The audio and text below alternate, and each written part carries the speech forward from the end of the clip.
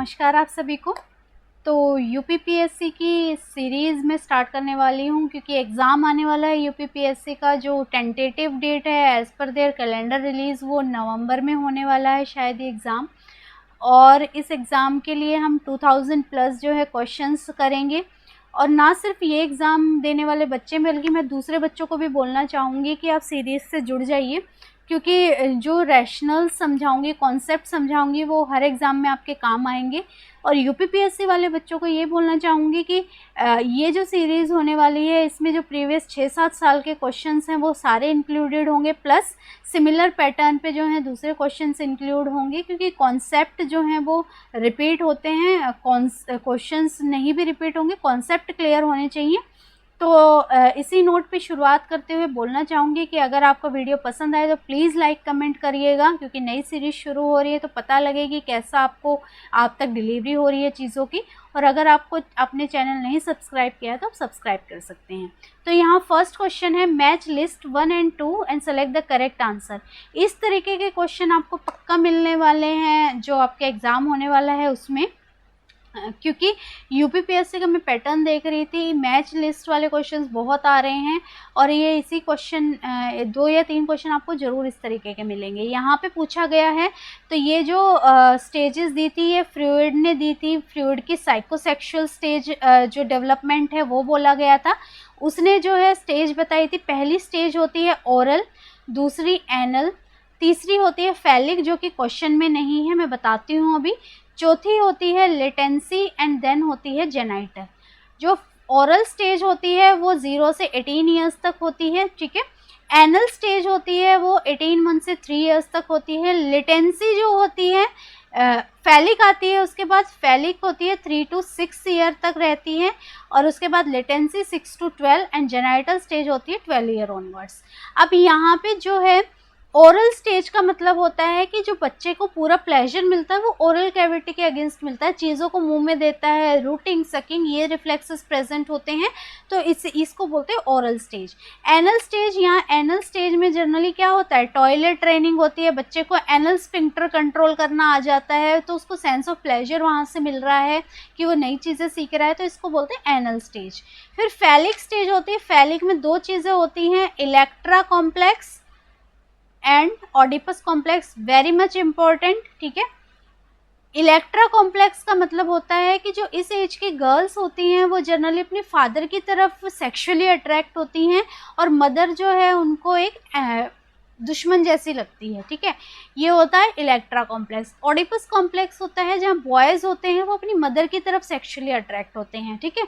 ये 2 चीज़ें प्रेजेंट होते हैं फैलिक स्टेज में। लिटेंसी में क्या होता है, लेटेंसी में जो होता है ये 6 ईयर से 12 ईयर्स तक होता है। यहाँ पे बच्चे अपने सेक्सुअल ऑर्गन्स में प्लेजर फील करते हैं, मास्टरबेशन वगैरह वाली चीज़ें जो है लेटेंसी स्टेज में प्रेजेंट होती हैं। जेनिटल स्टेज जो होती है, यहाँ पे जो सेक्सुअल प्लेजर है वो आउटसाइड बच्चा सीख करता है, पार्टनरशिप सीख करता है, रिलेशनशिप सीख करता है, तो ये जेनिटल स्टेज होती है।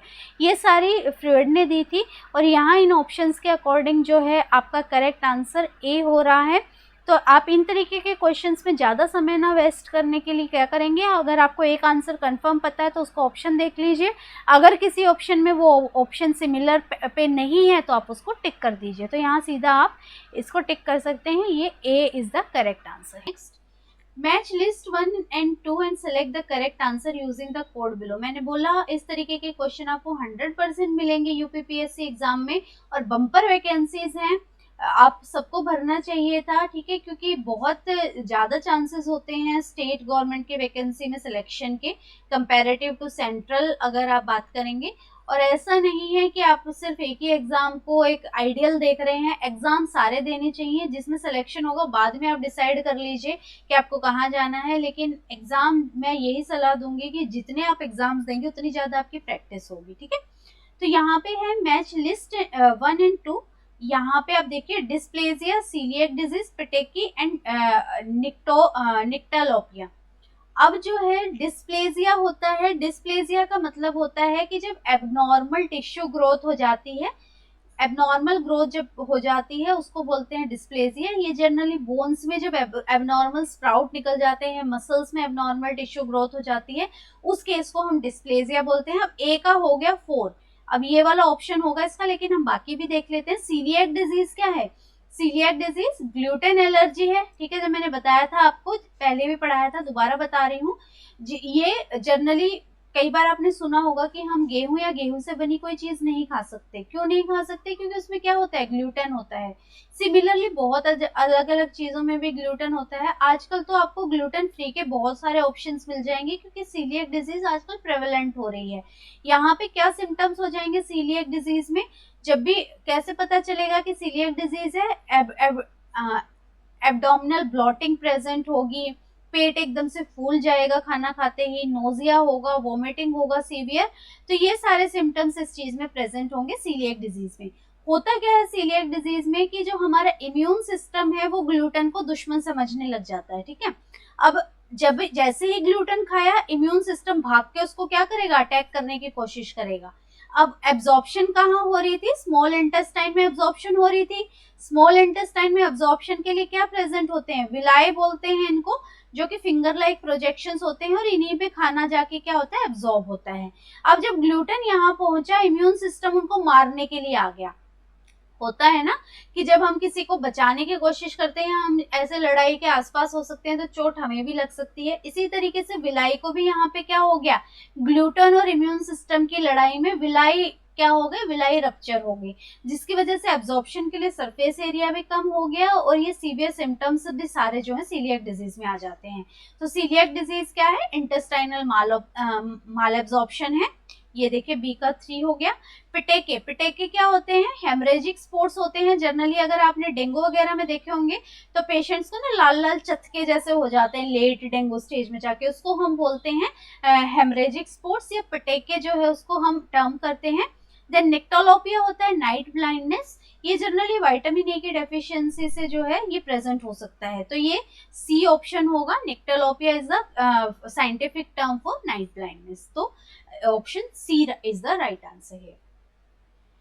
Next, a nurse working in immunization unit, what dose of BCG will be administered to 4-month-old infant who has not taken BCG at birth? अब BCG की वैक्सीन के बारे में हम 3-4 चीजें देखेंगे। BCG को हम क्या बोलते हैं? Bacillus Calmette-Guérin. अब यहाँ एक क्वेश्चन नहीं हो रहा आपका, हर एक क्वेश्चन में आपके 3-4 क्वेश्चन बन रहे हैं, वो आपको रैशनल समझने की जरूरत है साथ साथ। तो आप सिर्फ ऑप्शन को रटिए नहीं, रैशनल सुन लीजिए, ठीक है। बीसीजी बैसिलस कालमेट-ग्यूरिन होती है, किस चीज से प्रिवेंट करती है? ट्यूबरक्लोसिस से प्रिवेंट करती है, ठीक है। इकलौती ऐसी वैक्सीन है जो कि स्कार छोड़ती है। क्वेश्चन आता है कि कौन सी वैक्सीन है जो कि स्कार छोड़ती है? यही वैक्सीन है, स्कार छोड़ती है। कहाँ पे दी जाती है? लेफ्ट आर्म में दी जाती है। लेफ्ट आर्म में देने का कारण है सिर्फ और सिर्फ यूनिफॉर्मिटी मेंटेन करना, कि ऐसा ना हो, क्योंकि कई बार पेरेंट्स को नहीं पता होता कि जन्म के समय बच्चे को क्या वैक्सीन दी गई है तो क्या नहीं दी गई है। तो ये ऑल इंडिया प्रैक्टिस है कि कहीं पे भी आप बच्चे की उल्टी बाजू को देखिए, अगर वहां पे निशान बना हुआ है इसका मतलब ट्यूबरक्लोसिस बीसीजी वैक्सीन बच्चे को मिली हुई है। तो ये वैक्सीन क्या सलाह देते हैं पेरेंट्स टीचिंग की अगर बात करूं तो पेरेंट्स टीचिंग को बोलना है कि ये वैक्सीन पकेगी, निशान छोड़ेगी, ब्लिस्टर बनेगा, ठीक है, फूलेगी, और इसमें घबराने की बात नहीं है। यहाँ पे कोई मसाज ऑयल वगैरह यूज नहीं करना है साइड पे। अब जो है कैसे दिया जाता है इसको? इंट्राडर्मली ये दिया जाता है, ठीक है, इंट्राडर्मली एडमिनिस्टर की जाती है। और एट बर्थ कितनी एडमिनिस्टर की जाती है? 0.05 ml एट बर्थ। और बर्थ के बाद आप कभी भी एडमिनिस्टर करेंगे, ठीक है, बर्थ के बाद आप कभी भी एडमिनिस्टर करेंगे। बर्थ के बाद जनरली अगर नहीं लगी होती तो 1.5 महीने पे जो हम वैक्सीन देते हैं 6 वीक पे, उसके साथ इसको लगा देते हैं। लेकिन बर्थ के बाद इसकी डोसेज कब कितनी हो जाएगी? 0.1 ml। यहाँ 4 महीने का बच्चा है तो उसको देंगे 0.1 ml। और ये कब तक दी जा सकती है लास्ट डोसेज? ये अप टू 1 ईयर। 1 साल से ऊपर का बच्चा अनइम्यूनाइज्ड आया है तो उसको बीसीजी नहीं देंगे। अगर 9 महीने का बच्चा अनइम्यूनाइज्ड आया है आपके पास तो उसको हम बीसीजी दे देंगे। तो अप टू 1 ईयर जो है इसको एडमिनिस्टर कर सकते हैं। तो ये है बीसीजी के बारे में सारी कहानी, ठीक है। तो बी ऑप्शन यहाँ रहेगा। Next, consider the following events, arrange them in chronological order. ये बहुत ही शाणे लोग हैं ये यूपीपीएससी वाले, क्योंकि ये एक क्वेश्चन में ही आपसे 4 चीजें पूछ लेते हैं। यही मैच ऑफ द फॉलोइंग में कि आपको पता है नहीं पता, यही क्रोनोलॉजिकल ऑर्डर में कि आपको पता है कि कौन सी माइलस्टोन पहले आता है या नहीं आता। वो इस तरीके के क्वेश्चंस आपको भरपूर मिलेंगे यूपीपीएससी एग्जाम में, ठीक है।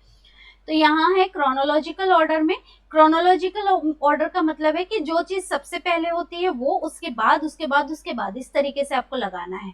अब यहाँ देखिए, eruption of lower central incisor, closure time of anterior fontanel, appearance of physiological jaundice and standing of infant. अब इनकी एजेस पता होनी चाहिए कि कब ये बच्चे में डेवलप होते हैं।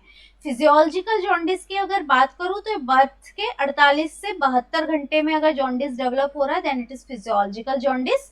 Then closure of anterior fontanel, ये कब क्लोज होता है? ये 1.5 साल पे क्लोज होता है, ठीक है। और ये कैसी शेप में होता है? जनरली डायमंड शेप का होता है, ठीक है। 1.5 ईयर पे इसकी क्लोजर होती है।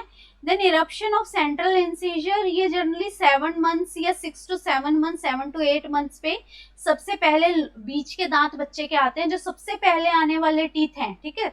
सबसे पहले इरप्ट होने वाले टीथ होते हैं वो लोअर इंसीजर्स होते हैं, तो ये 7 to 8 मंथ्स में आ जाते हैं। Standing with support, without support जो है बच्चा 10 मंथ के अराउंड जो है ये करना शुरू करता है। तो अगर आपको करेक्ट एज पता है तो आप ऑप्शन देख लीजिए कौन सा ऑप्शन आ रहा है। यहाँ सबसे पहले आएगा 3, ठीक है, 3 आएगा, उसके बाद आएगा 1, उसके बाद आएगा 3 1, देन उसके बाद 4 आएगा और सबसे बाद में आएगा 2। तो यहाँ ऑप्शन बी रहेगा। Then next is Graves disease is, Grave disease क्या है? Placenta previa, vasa previa, abruptio placenta, none of the above. यहाँ पे अगर आपको ग्रेव्स डिजीज पता होगा तो देखिए, ग्रेव डिजीज क्या होती है? ग्रेव डिजीज होती है हमारी हाइपरथायरॉयडिज्म। जब हमारा थायराइड ग्लैंड जो है, जब हमारा इम्यून जो ये है हमारा, जब इम्यून सिस्टम हाइपर एक्टिवेट होने के कारण थायराइड ग्लैंड एक्सेसिव अपने T3 एंड T4 हार्मोन जब सिक्रेट करने लग जाता है, ठीक है, जिसको बोलते हैं ट्राईआयोडोथायरोनिन, और इसको बोलते हैं थायरोक्सिन या टेट्राआयोडोथायरोनिन, ठीक है, ट्राईआयोडोथायरोनिन एंड इसको बोलते हैं टेट्राआयोडोथायरोनिन या फिर थायरोक्सिन, ठीक है। तो यहाँ पे ये दोनों कहाँ से सिक्रेट होते हैं? थायराइड ग्लैंड से सिक्रेट होते हैं, और ये मेटाबॉलिज्म या ग्रोथ वगैरह वाली चीजों को मॉनिटर देखते हैं, ठीक है, उनके लिए रिस्पॉन्सिबल होते हैं। अब ग्रेव्स डिजीज एक ऑटो इम्यून डिजीज है, ठीक है, ऑटो इम्यून है, जिसमें कि थायराइड ग्लैंड क्या करने लग जाता है? इनका हाइपर सिक्रीशन करने लग जाता है, जिससे कि सिम्टम्स आते हैं हॉट फ्लशेज, हीट इंटॉलरेंस होता है, स्वेटिंग होती है, पाल्पिटेशंस होते हैं, टेकिकार्डिया होता है। ये सारे सिम्टम्स जो हैं वो ग्रेव्स डिजीज में प्रेजेंट होते हैं। होता क्या है? T3 और T4 का बढ़ना। जब T3 और T4 बढ़ते हैं तो TSH क्या होता है? कम होता है, थायराइड स्टिमुलेटिंग हार्मोन कम होता है। हमारी बॉडी में 2 तरीके के काम चलते रहते हैं, एक चलता है चीजों का बढ़ना, तो दूसरा चीज करती है इसको कम होने की तरफ, ठीक है, इससे कि बैलेंस बना रहे। तो जब T3 T4 कम होंगे तो थायराइड को स्टिमुलेट करने वाला हार्मोन क्या हो जाएगा? वो कम हो जाएगा जब T3 एंड T4 बढ़ेंगे, ठीक है। तो ये ऑटो इम्यून डिजीज है जिसको बोलते हैं हम हाइपरथायरॉयडिज्म। और हाइपोथायरॉयडिज्म भी होता है ऑटो इम्यून कंडीशन में, जिसको हम बोलते हैं हाशिमोटोज डिजीज।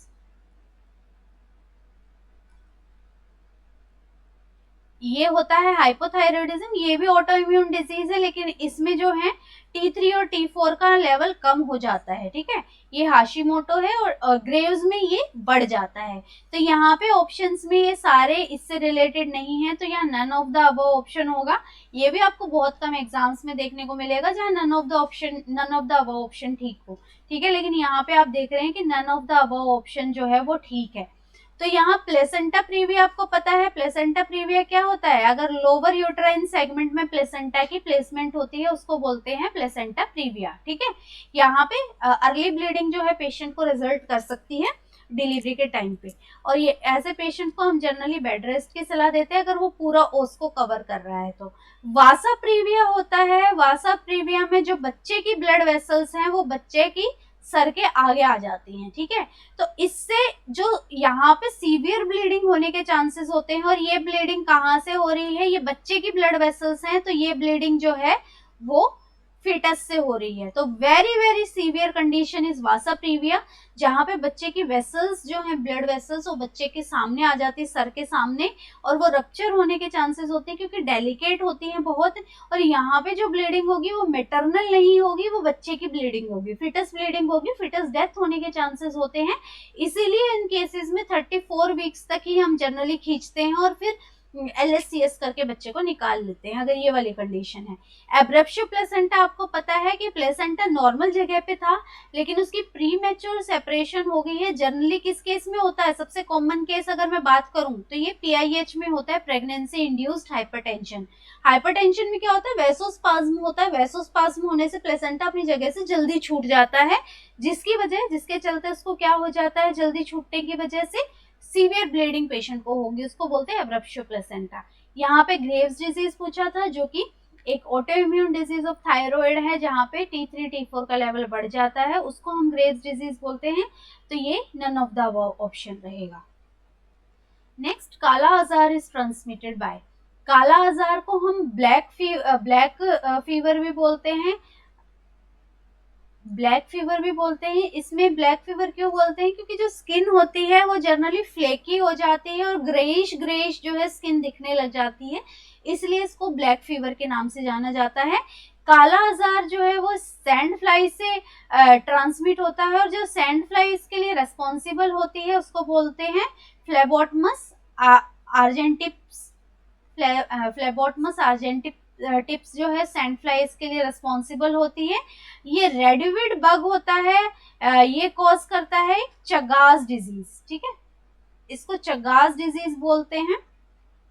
ये रेडिविड बग कॉज करता है, और ये सिसी फ्लाई कॉज करती है स्लीपिंग सिकनेस, ठीक है। स्लीपिंग सिकनेस एक डिजीज है जो कि सिसी फ्लाई से कॉज होती है, और मॉस्किटो तो किसी भी डिजीज में इन्वॉल्व हो सकता है, डेंगू में, मलेरिया में, ठीक है, वो मॉस्किटो रहता है। तो बग से चगास डिजीज होती है, और चगास डिजीज को जो है अमेरिकन ट्रेपोसोमनियासिस भी बोलते हैं, अमेरिकन ट्राइपेनोसोमियासिस बोलते हैं। और ये जो स्लीपिंग सिकनेस होती है इसको हम अफ्रीकन ट्राइपेनोसोमियासिस भी बोलते हैं। तो यहाँ पूछा गया था kala azar is transmitted by sand fly, that is Phlebotomus argentipes. Next, which of the following is not a principal, not पूछा गया है। प्राइमरी हेल्थ केयर का मतलब होता है कि जो हम कम्युनिटी के लोगों को कम्युनिटी में प्रोवाइड कर सकते हैं, ठीक है। तो यहाँ पे जो कम्युनिटी में प्रोवाइड कर सकते हैं आप जो है ECIT से याद रखेंगे, ठीक है, ECT होता है ना, ECIT से याद रखेंगे। E for equitable distribution, equitable distribution का मतलब है कि जो रिसोर्सेज हैं हमारे पास वो पूरी कम्युनिटी में इक्वल लेवल पे डिस्ट्रीब्यूट होने चाहिए। C for community participation, this is very important in primary health care, कि जब हम लोगों के लिए कुछ करने जाते हैं तो उनका पार्टिसिपेशन होना उस चीज को क्या कर देता है, एनहेंस कर देता है, तो उनका पार्टिसिपेशन होना चाहिए। देन इंट्रासेक्टोरल कोऑर्डिनेशन, इंट्रासेक्टोरल कोऑर्डिनेशन का मतलब है कि दूसरे सेक्टर्स भी इन्वॉल्व होने चाहिए, जैसे कि हम इन्वॉल्व हैं, ICDS आंगनवाड़ी सेंटर्स इन्वॉल्व हो गए उनके पार्टिसिपेशन में, स्कूल हेल्थ वाले एजुकेशन वाले इन्वॉल्व हो गए। तो इस तरीके से इंट्रासेक्टोरल जो है, इंटरसेक्टोरल अलग अलग सेक्टर्स के इन्वॉल्वमेंट होने चाहिए। And then T for appropriate technology, कि जो हम ये सारे काम कर रहे हैं वो प्रॉपर टेक्नोलॉजी का यूज करते हुए करना चाहिए। यहाँ ड्रग्स देना is not a part of primary health care, so A right answer होगा। Next, following disease are transmitted by Culex mosquito.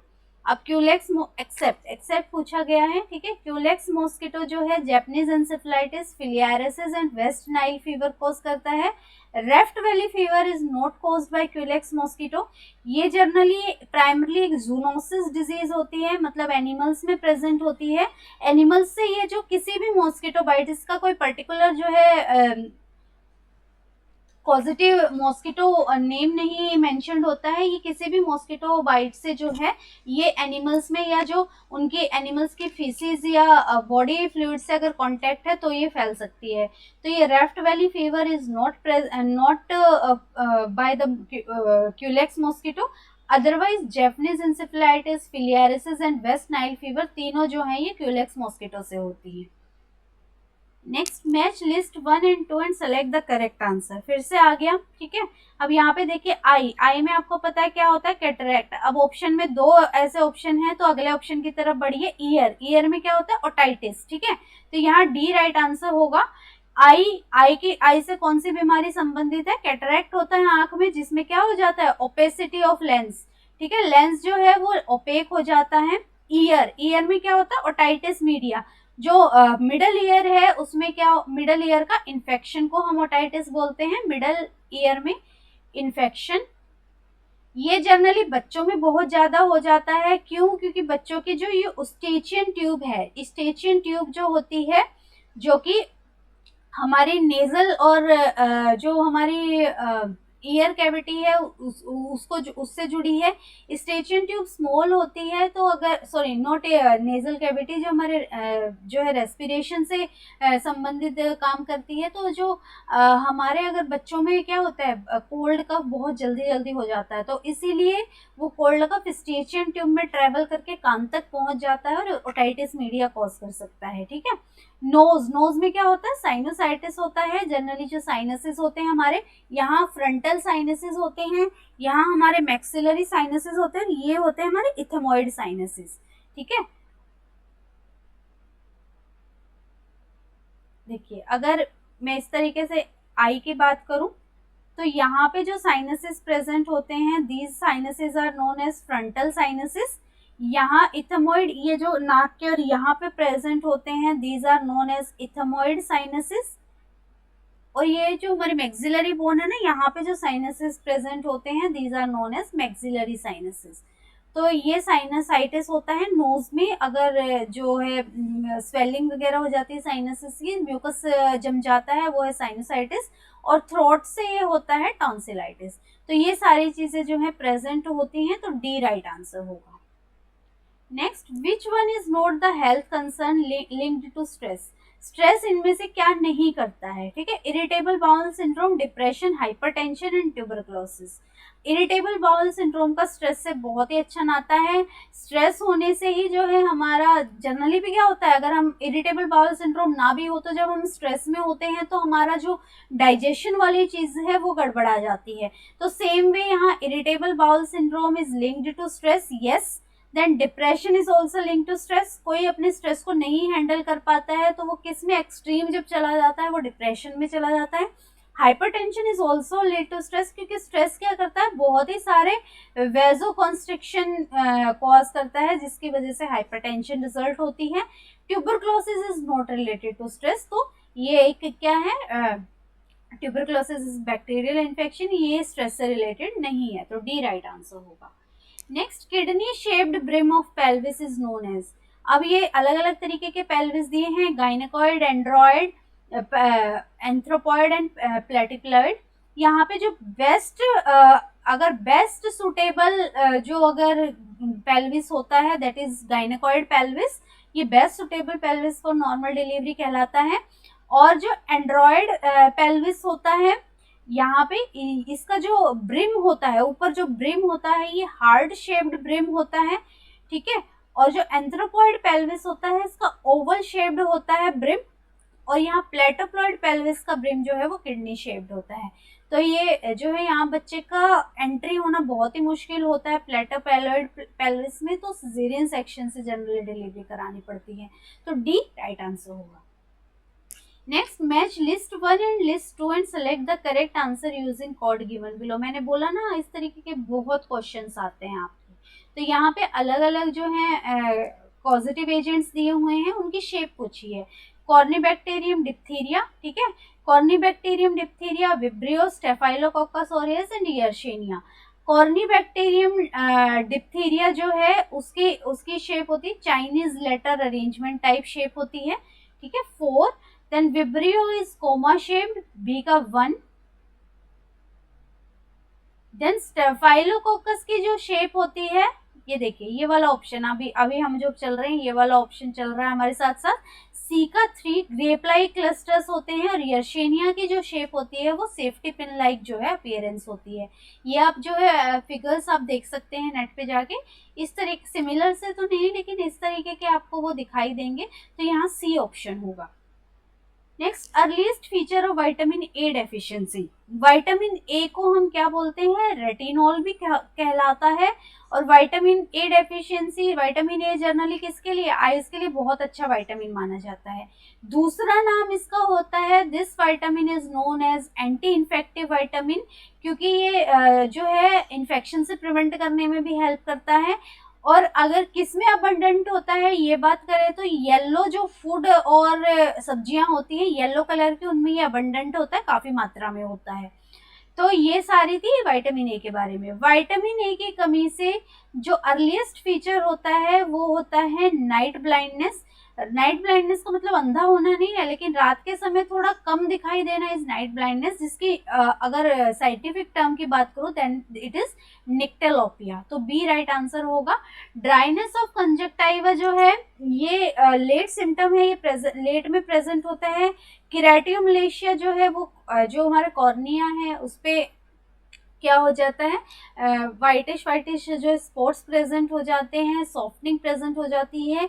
Then हाइफेमा का मतलब होता है ब्लीडिंग इन द आई, कि जो हमारे आई का पोस्टीरियर चैम्बर है वहां पे ब्लीड कर जाता है। अर्लीस्ट फीचर पूछा गया है, then it is nyctalopia. Next, asthenospermia is known as, asthenospermia absence of sperm in semen, low number of sperm count more than 250 million, reduced sperm mobility। यहाँ एस्थेनोस्पर्मिया का मतलब है reduced sperm mobility, absence of sperm का मतलब होता है azoospermia is known as absence of sperm in the semen, and low sperm count का मतलब होता है ओलिगोस्पर्मिया। ये जनरली जो है sperm count, normal sperm count की बात करूं तो स्पर्म काउंट कितनी होनी चाहिए, 50 मिलियन पर ml से लेके 200 मिलियन पर ml तक जो है ये नॉर्मल होती है। एनीथिंग लेस देन 50 ml जो है वो स्पर्म काउंट लेस माना जाता है। और जनरली जो इनफर्टिलिटी के कॉजेज होते हैं उनमें ये सारी चीजें असेस की जाती हैं। अब जब स्पर्म मोटिलिटी रिड्यूस हो जाती है तो जो ड्रग दिया जाता है that is पेंटॉक्सीफाइलिन।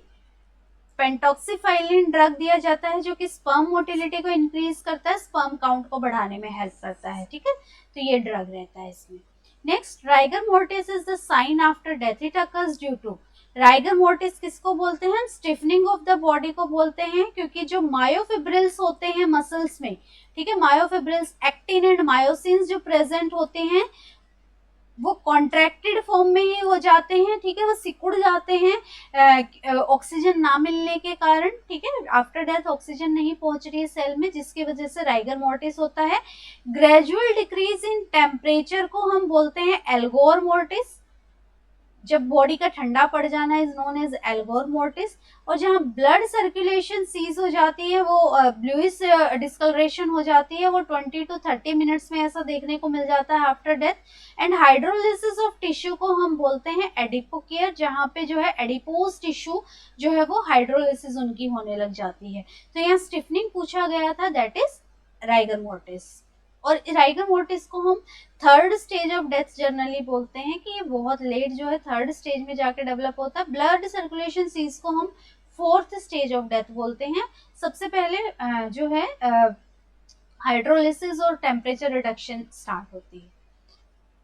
Next, example of live vaccine. अब देखिए दो तरीके की वैक्सीन होती हैं जो नॉर्मली वैक्सीनेशन शेड्यूल में होती है। Live vaccine, live attenuated vaccine बोलते हैं इसको, और दूसरी होती है किल्ड वैक्सीन, ठीक है। अब इसमें क्या है कि लाइव वैक्सीन में जो डिजीज कॉजिंग एजेंट है, ठीक है, डिजीज कॉजिंग एजेंट हम बॉडी में डाल रहे हैं किस फॉर्म में, लाइव, जिंदा है, लेकिन अटेन्यूएटेड मत का मतलब होता है कि जो उसकी डिजीज कॉजिंग पावर है, ठीक है, जो डिजीज कॉजिंग पावर है उसको बहुत हद तक रिड्यूस कर दिया गया है, इतना रिड्यूस कर दिया गया है कि वो खुद डिजीज नहीं करेगा, लेकिन इम्यून सिस्टम को क्या कर देगा, इम्यून सिस्टम को सिग्नलिंग करेगा एंटीबॉडी बनाने के लिए, live attenuated. Live attenuated vaccine never ever to be given in immunocompromised patients, क्योंकि उनकी इम्यूनिटी इतनी लो होती है, वो क्या करेगा कि वो एंटीबॉडी बनाने की बजाय जो हम लाइव डाल रहे हैं उसी से डिजीज हो जाएगी उनको। तो इम्यूनो कॉम्प्रोमाइज पेशेंट्स में big no to live attenuated vaccine. Killed vaccine होती हैं जहां पे डिजीज कॉजिंग एजेंट जो है किल्ड फॉर्म में बॉडी में डाला जाता है और वो एंटीबॉडी बनाते हैं। लाइव वैक्सीन जनरली ज्यादा बेहतर होती है, क्योंकि लाइव चीज जब बॉडी के अंदर जाती है बॉडी ज्यादा रिस्पॉन्ड करती है in comparison to killed vaccine. इनकी जो है पोटेंसी भी बहुत महत्वपूर्ण होती है मेंटेन करने के लिए, क्योंकि ये बहुत जल्दी खराब हो जाती है। Killed vaccine comparatively temperature sensitive नहीं होती है उतनी। Live vaccine are so much sensitive to the temperature. यहाँ पे लाइव वैक्सीन का एग्जांपल पूछा गया है BCG, measles, cholera and A और B. BCG and measles both are live vaccine, तो यहाँ डी आंसर रहेगा। ठीक है, और ये वैक्सीन जो है खोलने के बाद इनको उसी सेम डे डिस्कार्ड करना होता है। मीजल्स और बीसीजी तो ओपन वाइल पॉलिसी में आता है, एक बार खोल दी तो हम यूज कर सकते हैं, लेकिन मीजल्स को हमें 2 से 4 आवर में जो है डिस्कार्ड करना होता है अगर हमने मीजल्स को खोल दिया है तो यहाँ लाइव वैक्सीन पूछा गया था। Live vaccine is measles and BCG है। नेक्स्ट किल्ड वैक्सीन, यहाँ किल्ड वैक्सीन है ओपीवी, बीसीजी, एमएमआर, रेबीज। ये तीनों जो है लाइव वैक्सीन है। ठीक है, और रेबीज जो है किल्ड फॉर्म में होता है, तो रेबीज के लिए जो वैक्सीन दी जाती है एंटी रेबीज, वो जो है किल्ड फॉर्म में रहती है, तो ये किल्ड वैक्सीन का एग्जाम्पल है। Next reverse cold chain is used for. देखिए जब आप वैक्सीन ट्रांसपोर्ट करते हैं आप वर्ड सुनते होंगे कोल्ड चेन। कोल्ड चेन का मतलब होता है कि वैक्सीन खराब ना हो। वैक्सीन खराब ना हो उसके लिए आप क्या देखते हैं, वीवीएम देखते हैं, जिसको हम क्या बोलते हैं, वैक्सीन वाइल मॉनिटर बोला जाता है। ठीक है, इसको वैक्सीन वाइल मॉनिटर बोलते हैं। ये कुछ कुछ वैक्सीन में प्रेजेंट होता है, जैसे कि ओरल पोलियो वैक्सीन में तो हम वीवीएम देख के पहचानते हैं कि ये खराब तो नहीं हो गई है। अदरवाइज हम क्या भी कर सकते हैं, शेक टेस्ट भी करके देख सकते हैं कि प्रेसिपिटेट तो नहीं प्रेजेंट है, तो ये टेस्ट उसके देखने के लिए। कोल्ड चेन की टेम्परेचर कितना 2 से 8 डिग्री सेल्सियस जो है वो मेंटेन होना चाहिए वैक्सीन की पोटेंसी को बरकरार रखने के लिए। तो उसी टेम्परेचर में जब हम बाहर आउटरीच करने जाते हैं या डिस्पेंसरी में भी लगाते हैं तो उसी टेम्परेचर में क्या होनी चाहिए, वैक्सीन स्टोर होनी चाहिए। तो वो कोल्ड बॉक्सेस होते हैं, वैक्सीन कैरियर होते हैं, जिसमें हम आइस पैक्स लगा के वैक्सीन को स्टोर करते हैं, तो वो होता है cold chain. Reverse cold chain का मतलब होता है कि जो सैंपल्स को हम जो है लेबोरेटरी तक पहुंचाते हैं टेम्परेचर को मेंटेन करते हुए। यहाँ पे रिवर्स कोल्ड चेन है A, carrying stool sample of polio patient from PHC to laboratory. जो पोलियो वायरस होता है वो हीट सेंसिटिव होता है। जनरली जो पेशेंट होते हैं ACP AFP, acute flaccid paralysis, जिनको पैरालिसिस वाला केस होता है, ये देखने के लिए कि उनको पोलियो वायरस तो नहीं है, उनको स्टूल सैंपल लिया जाता है। अब स्टूल सैंपल को जल्दी से जल्दी टेम्परेचर को मेंटेन करते हुए लेबोरेटरी तक पहुंचाना इज रिवर्स कोल्ड चेन। ठीक है, तो A is the correct answer. Next the most heat resistant and heat sensitive. 2 vaccine पूछ ली, हीट रेजिस्टेंट और heat sensitive. All vaccine are to be stored in 8 to 2 degree Celsius. ठीक है, जो polio vaccine होती है वो हेल्थ सेंटर में तो 2 to 8 पे स्टोर होती है, लेकिन जहां पे डिस्ट्रिक्ट स्टोर होता है वहां पे वो -20 डिग्री सेल्सियस पे स्टोर होती है, ओपीवी पोलियो वैक्सीन। ठीक है, अब एक आइस पैक की अगर बात करें तो आइस पैक में 2 गड्ढे बने हुए होते हैं, उन गड्ढों में हम स्टोर करते हैं बीसीजी एंड मीजल्स। ठीक है, उन गड्ढों में हम बीसीजी और मीजल्स रखते हैं। बाकी जो है वैक्सीन हम इसके ऊपर रखते हैं, जैसे ओपीवी हो गया। ठीक है, और कुछ वैक्सीन हम नीचे रखते हैं, टीटी, डीपीटी, जो टी सीरीज वाली वैक्सीन होती है वो आइस पैक के नीचे रखी जाती है। ठीक है, तो ये प्लेसमेंट की बात हो गई। यहाँ हीट रेजिस्टेंट होती हैं, heat resistance generally T series वाली वैक्सीन जिनके पीछे टी लगता है, डीटी, टीटी, डीपीटी, और इनमें भी सबसे ज्यादा होती है कैटेगरी, इनमें भी अलग अलग कैटेगरी बनी होती है। तो सबसे ज्यादा जो हीट रेजिस्टेंट होती है वो टीटी वैक्सीन होती है, और सबसे heat sensitive is OPV vaccine among these. ठीक है, तो बी राइट आंसर होगा। Next, which of the following should be provided to the patient during sigmoidoscopy. अगर मैं बात करूं कि ये लार्ज इंटेस्टाइन है, ठीक है, तो लार्ज इंटेस्टाइन में जो ये रेक्टम है, रेक्टम के ऊपर जो कॉलोन प्रेजेंट होता है that is sigmoid colon. Sigmoidoscopy rectum से स्कोप डालते हैं जो कि यहाँ को विजुअलाइज करता है। जनरली कोई कैंसर डिटेक्ट करने के लिए, बायोप्सी वगैरह करने के लिए हम ये सिग्मोइडोस्कोपी का यूज करते हैं। और इस केस में हम सिम्स लेटरल पोजीशन देते हैं, लेटरल साइड में पेशेंट को लिटा के जो है ये प्रोसीजर किया जाता है। So the position is Sims lateral. Next, the drug of choice for diabetes insipidus. Diabetes insipidus में क्या होता है? Anti diuretic hormone. Anti diuretic hormone की कमी हो जाती है जिससे डायबिटीज इंसिपिडस बोलते हैं। एंटी डायूरेटिक हार्मोन का क्या काम होता है कि वाटर को क्या करता है? कंसंट्रेट करता है, वाटर को एब्जॉर्ब कराता है। ठीक है, कंसंट्रेट करके एब्जॉर्ब कराता है। जब एडीएच नहीं होगा तो ये कंसंट्रेट नहीं होगा और सारा जो है बाहर निकल जाएगा। ऐसे पेशेंट्स को क्या होता है? पॉलीयूरिया, पॉलीडिप्सिया, ये सारी चीजें प्रेजेंट होती हैं। तो यहाँ पे इन पेशेंट्स को हमें क्या देना होता है? एडीएच एक्सटर्नली देना होता है। और इसमें से जो एडीएच है वो है डेस्मोप्रेसिन, या इसको हम वेसोप्रेसिन भी बोलते हैं। ये एडीएच की ही फॉर्म होती है, एंटी डायूरेटिक हार्मोन की। ऐसे देने से बॉडी में वाटर बैलेंस बरकरार रहता है, वाटर जो है एक्सेसिव यूरिनेशन, ये सारी चीजें, डिहाइड्रेशन, ये नहीं होता है। ठीक है, थायजाइड डायूरेटिक हम किस चीज में देते हैं? जहां हमें यूरिन की प्रोडक्शन को बढ़ाना होता है। ठीक है, और डाइऑक्साइड जो है वो मैनिटोल वगैरह, ये उन केसेस में देते हैं जहां पे सेरिब्रल एडिमा को रिड्यूस करना होता है। तो यहाँ desmopressin is the correct answer. Next, among the following identify the long term effect of steroid therapy. Steroid जो है, हमेशा स्टेरॉइड कहाँ से रिलीज होता है? एड्रीनल ग्लैंड से।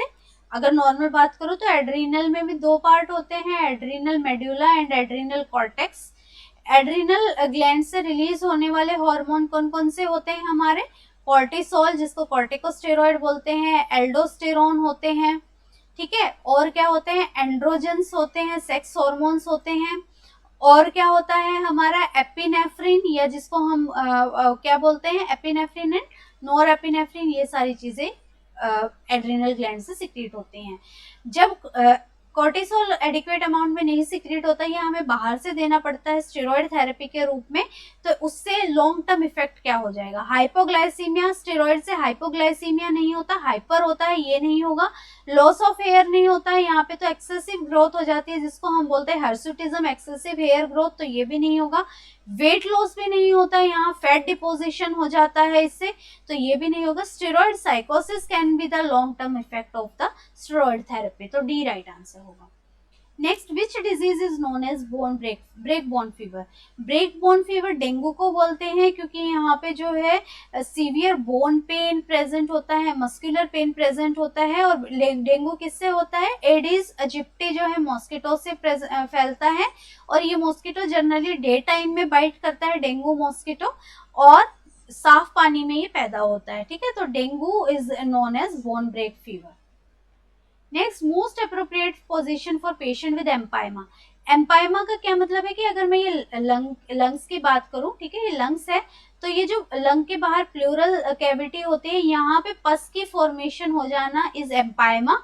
एम्पाइमा के लिए हमें क्या करना पड़ता है? पोस्ट्यूरल ड्रेनेज करना पड़ता है, इसको निकालना पड़ता है, तो ये बेस्ट अप्रोप्रिएट ट्रीटमेंट रहता है। यहाँ पे पेशेंट को सुपाइन ग्रेविटी के इफेक्ट से निकालते हैं, तो जनरली बेड साइड पे बिठा के पेशेंट को हम निडल इंसर्ट करके जो है पोस्टूरल ड्रेनेज करते हैं, तो ये एम्पाइमा में रहता है। एम्पाइमा जनरली कई स्टेजेस में होता है। पहले तो लंग्स जो है थोड़े थोड़े एक्सपेंड करने लग जाते हैं, लेकिन बाद में जो है फिब्रिनोजेनेसिस हो जाता है, यहाँ पे फिब्रिन बन जाते हैं, हार्डनिंग हो जाती है, और उसके बाद तो लंग्स एक्सपेंड ही करना बंद कर देते हैं। और अगर एक्सरे लेते हैं तो एक्सरे में ब्लंट एक्सरे की फाइंडिंग अगर बात करूं तो ब्लंट कोस्टोवर्टिब्रल एंगल जो है वो इसमें दिखाई देता है। जनरली तो यहाँ पे थोड़ा शार्पनेस दिखाई देती है, लेकिन यहाँ अगर हम देखेंगे तो इसकी वजह से ब्लंट कोस्टोवर्टिब्रल एंगल जो है इसमें दिखाई देगा। तो ये एप्रोप्रिएट ट्रीटमेंट पूछा गया था, postural drainage will be. A 7-year-old girl is to begin her first immunization schedule according to recommended guideline. Which of the following vaccination is not needed? 7 साल का बच्चा है, अभी तक कोई वैक्सीन नहीं मिली है, अभी स्टार्ट करना है, तो इनमें से कौन सी वैक्सीन नहीं देनी है?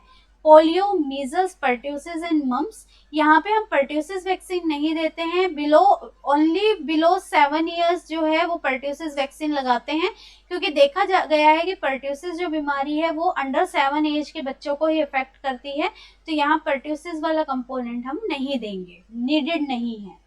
Next, conducting pap smear to detect cervix cancer is prevention of. Level of prevention primordial होता है, ठीक है, प्राइमरी होता है, सेकेंडरी होता है एंड टर्शरी होता है। जो प्राइमोर्डियल प्रिवेंशन होता है वो ऐसी पब्लिक में होता है, health education generally primordial prevention के अंदर आता है। हेल्थ एजुकेशन भी किसको, जिसमें कोई रिस्क फैक्टर नहीं प्रेजेंट होता, ठीक है, जैसे बच्चों को हम एजुकेट करते हैं अच्छे न्यूट्रिशन के लिए, या फिर हम जनरल पब्लिक को हम किसी भी अच्छी चीज के लिए, कॉज के लिए बता रहे हैं, तो वो रिस्क फैक्टर में नहीं आ रहे हैं, वो एक हम नॉर्मल तौर पे हेल्थ एजुकेशन दे रहे हैं, that is primordial prevention. Primary का मतलब होता है जहां पे रिस्क फैक्टर प्रेजेंट होता है लेकिन अभी डिजीज वाली चीज नहीं आई है, जैसे ओबीज लोगों को हम हेल्थ एजुकेशन दे रहे हैं हाइपरटेंशन के बारे में, तो यहाँ रिस्क प्रेजेंट है, ये आ गया हमारा प्राइमरी में। प्राइमरी में हमारा और भी होता है जिसको हम बोलते हैं specific protection and health promotion.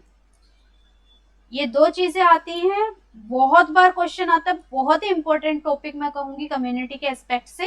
तो जैसे बच्चों को विटामिन ए देना मीजल से प्रिवेंट करने के लिए, नाइट ब्लाइंडनेस से प्रिवेंट करने के लिए, तो ये क्या है, स्पेसिफिक प्रोटेक्शन उनको दे रहे हैं, सो दिस इज ऑल्सो है प्राइमरी प्रिवेंशन। सेकेंडरी का मतलब है जहां पे भी स्क्रीनिंग आ गई, ठीक है, स्क्रीनिंग आ गई, अर्ली डायग्नोसिस, जहां हम अर्ली डायग्नोसिस करके ट्रीटमेंट स्टार्ट कर रहे हैं, वो हो गया हमारा सेकेंडरी। टर्शरी का मतलब है डिसेबिलिटी प्रिवेंट लिमिटेशन, ठीक है, कि डिजीज तो हो गई है लेकिन डिसेबिलिटी नहीं होने देना है।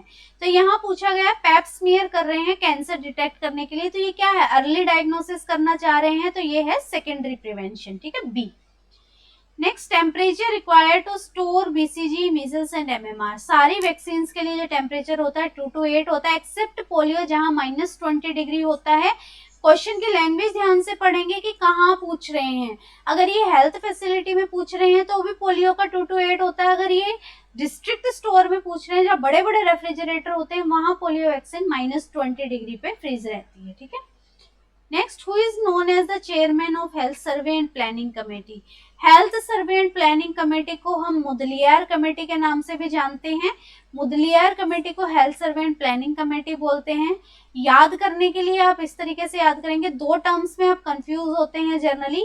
एक होती है हमारी health survey and development committee, एक होती है health survey and planning committee. Planning Mudaliar है, development committee is Bhore committee, ठीक है। तो यहाँ बी के पास डी होता है, तो इस तरीके से याद रखेंगे, डेवलपमेंट इससे रिलेटेड है, यहाँ पी से रिलेटेड, पी के पास एम है, तो प्लानिंग जो है वो मुदलियार से रिलेटेड है, तो यहाँ पे Mudaliar committee is the correct answer. और यहाँ सबसे पहले जो कमेटी आई थी 1946 में, वो बोर कमेटी आई थी, ठीक है। बोर कमेटी ने जो है पीएसएम का कॉन्सेप्ट दिया था, प्रिवेंटिव एंड सोशल मेडिसिन, कि जो मेडिकल स्टूडेंट हैं उनके करिकुलम में 3 महीने का जो है प्रिवेंटिव एंड सोशल मेडिसिन भी इंक्लूडेड होना चाहिए। चड्डा कमेटी ने, इस तरीके से याद रखेंगे, चड्डा चड्डी, ठीक है, छोटे कपड़े पहनने से क्या मच्छर काट सकते हैं, तो इन्होंने जो है मलेरिया वाला कॉन्सेप्ट जो है वो चड्डा कमेटी ने दिया था। मुखर्जी कमेटी ने फैमिली प्लानिंग एस्पेक्ट पे बात की थी। तो यहाँ पे जो है health servant planning committee is Mudaliar committee. ए, याद रखने का तरीका मैंने बताया किस तरीके से आप याद रखेंगे। Then what is the cut off rate for fast breathing in a child who is 11 month old. 11 महीने का बच्चा है तो उसकी कट ऑफ ब्रीदिंग रहती है मोर देन 50। अगर हम फास्ट ब्रीदिंग बोलना चाहते हैं तो more than 50 is known as the cut off breathing for 11 months old. तो यहाँ पे ये ऑप्शन रहेगा। ये जनरली जब हम निमोनिया वगैरह वाले केस में देखते हैं, वहां पे हमें फास्ट ब्रीदिंग पता होना चाहिए, किसको हम बोलेंगे कट ऑफ, तो यहाँ सी राइट आंसर होगा। So this was all about today, thank you for watching. अभी हम कंटिन्यू रखेंगे इस सीरीज को। अगर पसंद आ रही है तो लाइक कमेंट कीजिए। मैं सिर्फ ये नहीं कहूंगी कि यूपीपीएससी वाले ही जुड़िए, आपको आने वाले सारे एग्जाम्स में क्वेश्चन हेल्प करेंगे, क्योंकि मैं एक क्वेश्चन के अंदर इतनी सारी चीजें आपको बता रही हूँ कि आपको 4-5 क्वेश्चंस फॉर्म हो रहे हैं उसमें से, ठीक है। रैशनल भी ध्यान से सुनिएगा, क्योंकि थ्योरी आने वाली है प्री के बाद, तो आपका जो अगर मेन कॉन्सेप्ट जो रहेगा वो सारा ओवरऑल ग्रोथ आपकी देखी जाएगी पेपर में। Thank you for watching. अगर चैनल नहीं सब्सक्राइब किया है तो सब्सक्राइब कीजिए, लाइक कमेंट कीजिए।